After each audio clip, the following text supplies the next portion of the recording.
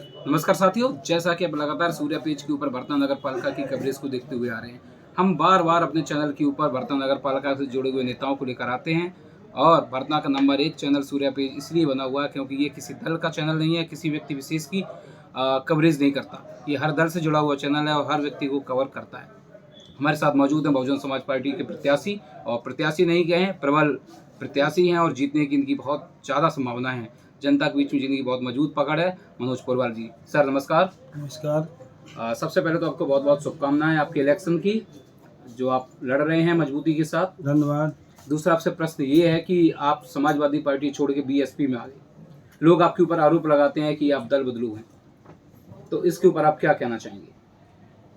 जो आरोप लगाने वाले हैं वो अपने गिरबान झांकें और फिर जानकारी करें कि हमने दल क्यों चुना। दल तब छूटता है जब दिल टूटता है। समाजवादी पार्टी के नेताओं ने मेरा दिल तोड़ा, मैंने दल छोड़ा। आप जानकारी कर लीजिए कि सबसे सशक्त उम्मीदवार हम थे और पूरा वर्तना के नेता और आसपास के सब लोग कह रहे थे कि आपका टिकट पक्का है, लेकिन किसी को विश्वास में लिए बगैर 6 उम्मीदवार थे हम लोग। विपिन यादव हीरो होंडा वाले, बाबू सुरेंद्र यादव जी, ओम प्रकाश जी, चीनी के भाई थे, हम थे, और एक जो उम्मीदवार थे जिन्हें मिला वो थे। किसी को विश्वास में लेकर राष्ट्रीय अध्यक्ष जी को गुमराह करके, जो प्रवक्ता भी हैं और कवि भी हैं, उन्हें राष्ट्रीय अध्यक्ष को सरल हृदय के राष्ट्रीय अध्यक्ष जी हमारे बहुत हृदय उनका सरल था, उन्हें गुमराह करके बारीकी तरीके से एकदम उन्होंने अपने भाई को टिकट करा लिया और हम लोगों सब लोगों के सम्मान में ठेस पहुँचाई। दलवीर यादव जो समाजवादी दल से थे, कल उनका साक्षात्कार हुआ, उनसे मैंने बहुत क्रॉस क्वेश्चंस किए। उनका दर्द निकल के आया कि उनको वहाँ सम्मान नहीं मिला, उनको वहाँ से भगा दिया गया। तो आपको कहीं ऐसा तो नहीं लगता कि वही सब आपके साथ भी हुआ? देखिए, हमें भगाने वाली बात तो इसलिए नहीं है, अगर हमारे स्वेच्छा से पड़े रहते नेता न बन के कार्यकर्ता तरीके से या उनके ऊपर डिपेंड होके, उनके ऊपर आश्रित होकर हम पड़े थे, लेकिन हम इसलिए नहीं रह सकते थे।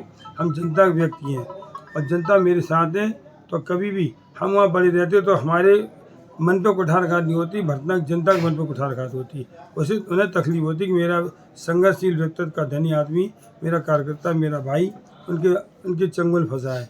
तो इसलिए हमने सब जनता की भावना को समझते हुए उनको छोड़ा, और जनता ने मुझे कितना प्यार दिया, और मैं बहन जी का आभारी हूँ जिन्होंने हाल हमको टिकट दे के अपना उम्मीदवार बनाया। आप वर्तना नगर पालिका के अंदर जाते हैं, जगह जगह हमने आपको कवर किया है, बहुत सारी भीड़, नगर की भीड़ आपके साथ चल रही है।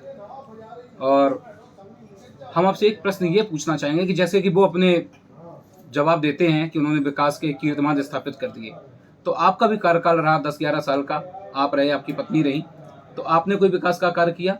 क्योंकि वो आरोप लगाते हैं कि आपके नाम की कोई पटिया, कोई शिलापट नहीं लगी हुई है। देखिए, अगर उन्होंने अच्छे कार्य कराए हैं, उन्होंने विकास कार्य से पाट दिया वर्तना, तो दोबारा उनको जनता चुन रही होगी। और हमने कोई अच्छे कार्य किए, हमने सुख दुख में शामिल हो, जनता हमें चुनेगी। ये तो अब थोड़ा इंतजार अब कर लीजिए। इतने दिन आपने कभी नहीं पूछा कि नगर में पटियाँ उनकी लगी हैं, हमारी पटिया नहीं लगी है, तो अब 2 दिन 11+2 13 तारीख को इंतजार कर लीजिए, पता चल जाएगा कि किसके साथ जनता है, किसने कार्य कराई। वर्तना नगर पालिका के अंदर समाजवादी दल से आप अलग हुए हैं, लेकिन अंदर खाने चर्चा ये चल रही है कि आप दल बदल गया लेकिन दिल अभी आपके जुड़े हुए हैं। हमने आपसे पहले किया कि मैं दल से नहीं, दिल से समझौता करता हूँ, और वर्तना की जनता के दिल से हम जुड़ाऊँ और जुड़ा रहूँगा। लगा रहे हैं। देखिए, जो स्वाभिमानी व्यक्ति होगा, आदमी जो है 2 तरीके का होता है, एक स्वाभिमानी होता है और एक चापलूस होके, मतलब अपमानित होकर चापलूसी करके अपना काम बनाता है। कार्यकर्ता भी 2 तरीके का होता है। हमने सभी राष्ट्रीय नेताओं से बात की और हमने अपने आपके मीडिया माध्यम से की कि जो भी दल कार्यकर्ताओं को दो रूप में बांटे। एक रूप में कार्यकर्ता जो उनके चापलूस हैं, नेता के चापलूस हैं, नेता के साथ रहने पसंद करते हैं, उनको ठेका दे दें, मंत्री पद दे दें, पैसा पैदा करा दें। और एक कार्यकर्ता होता है जनता के बीच में रहने वाला। तो जनता के बीच में रहने वाला, अगर उसको चुनाव लड़ा दें, उसको संघर्ष करने का तरीका बताएं, और चुनाव अगर लड़ाएंगे तो दल भी मौजूद होगा, वो आदमी मौजूद होगा जो जनता के बीच में रहता है। चुनाव अगर आप जीत जाते हैं तो वर्तना के लिए कोई 2 काम बताइए जो जनता हमारी देख रही है, वो ये देख सके कि अगर मनोज पोरवाल जी को जो हाथी निशान है उसके ऊपर हम वोट क्यों करें। कोई 2 काम बताइए आप। मैं 2 काम तो, एक पहला काम तो यही है कि हमने 30 साल के जीवन में अपना सब कुछ शरीर से लेकर स्वास्थ्य तक अपनी जनता को दे दिया है। हर सुख दुख में हम शामिल होता हूँ और शायद ये आप भी जानते हो कि जितना हम सुख और दुख में लोगों के बीच में रहता हूँ, इतना कोई भी नेता या जो राजनीति करने वाला समाज सेवी कभी नहीं रहा। पहला काम जो आपने 2 बातें पूछी, और दूसरा है कि हम कभी झूठ नहीं बोल सकते। हमने हमेशा जो बात की है कि जो विकास होता है, विकास का सिस्टम होता है कि हम अभी कहते हैं हम ये कराएंगे वो कराएंगे वो कराएंगे, और फिर कहेंगे हमको पैसा नहीं मिले, हम कराते कहाँ से। तो पहले पैसा आने दो, ग्रांट आने दो, फिर हम बताएंगे कि क्या काम कराएंगे, कौन सा जरूरी है, वो जो जरूरी है तो उसकी प्राथमिकता है। हमने देखा है कि जो जहाँ मिल बने हैं, राइस मिल बने हैं, वहाँ पे सड़कें होंगी 25-25 फुट की चौड़ी, और जो पुरानी आबादी है जैसे गंजवा डेरा है, लोहिया नगर है, जैसे आपके यादव नगर में बहुत सड़कें हैं, कई जगह ऐसी हैं जो 25-25 साल पुराने मोहल्ले हैं। ये बालूगंज की पिछाड़ी वाली जो पश्चिमी सड़कें हैं, पुरानी भरतनाम की सड़कें हैं, जो सुदामा बकरी के पीछे वाली गली हैं, सब ऐसी पड़ी हैं। तो मैं प्राथमिकता में जो ग्रांट आएगी उसके जो है स्वच्छता से निष्पक्षता से उसके काम करा के। एक ज्वलंत प्रश्न आपसे, अंतिम प्रश्न है ये, टीला खुशहालपुर में भी कुछ मामला हुआ था अम्बेडकर मूर्ति को लेकर, देखिए उसके आरोप लगाए जा रहे हैं कि ये षड्यंत्र किया गया है, उसकी सुई आपकी तरफ आ रही है, इसकी सफाई में आप क्या कहेंगे? नहीं, हमें स्पष्ट बताइए कैसे सही मेरी हमारी तरफ क्या कुछ लोग ये कहते हैं कि ये जो राजनीति की गई है इसके ऊपर, ये कहीं ना कहीं से बीएसपी के उम्मीदवार के द्वारा की गई। उस समय आप उम्मीदवार नहीं थे। तो बीएसपी जब उम्मीदवार नहीं थे तो हमारे ऊपर कैसे आरोप लगाइए, जरा हम बताएं, कुछ समझाएं, हम समझने के बाद आपका प्रश्न का उत्तर देंगे।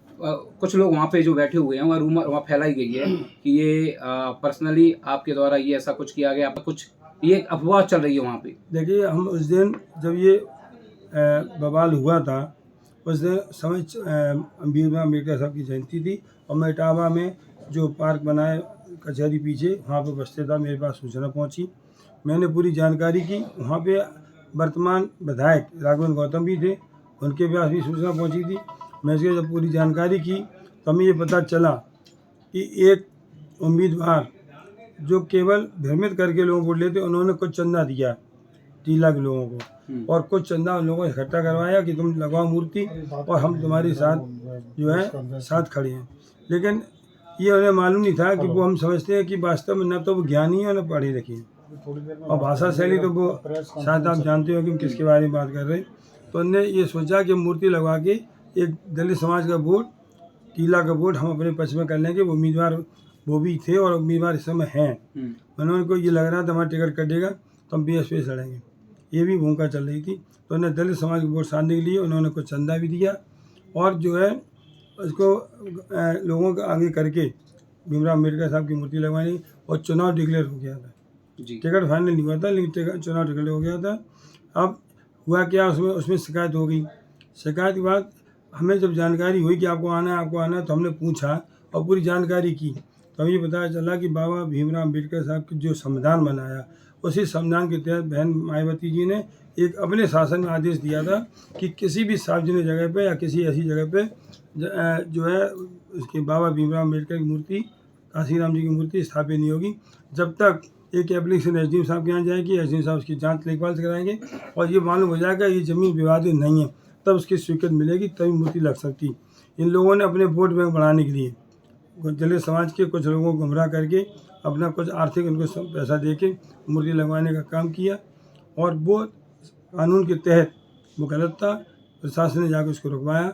आज भी हम वहाँ पे हमने मीटिंग की और साहब ने घोषणा की कि जो है जिस जगह मूर्ति लग रही थी वो बारात घर मेरे कार्यकाल का बना हुआ है, मेरे पैसे से नहीं, मेरे कार्यकाल का, नगर पालिका कार्यकाल जब था तब हमने बारात घर बनवाया था दलित समाज के लिए, और उसी बारात घर के बाहर चबूतरे मूर्ति लगवा रहे थे। मैंने उनसे कहा आप लोग चिंता मत करो, पहले भी बारात घर हमने बनवाया था, और आज भी हम आपसे घोषणा कर रहे हैं कि स्वीकृत लेके, शासन स्वीकृत लेके मूर्ति लगवाने का काम करूँगा। और आपके बाबा भीमराव का अम्बेडकर का जो इसकी पूरी दुनिया सम्मान करती है उनका, तो हम भी सम्मान रखें और आप लोगों को सम्मान रखेंगे।